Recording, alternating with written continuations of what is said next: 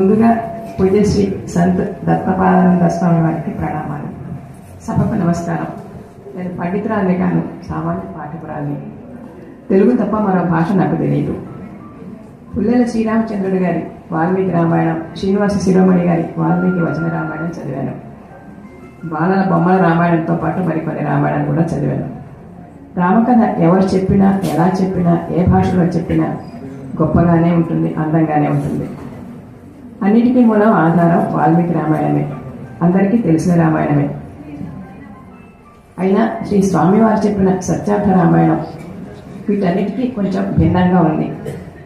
ఇందులో స్వామివారు చెప్పిన రహస్యాలు, విశేషాలు, విశ్లేషణలు నా వంటి సామాన్య పాఠకులకు ఊహకు అందవు.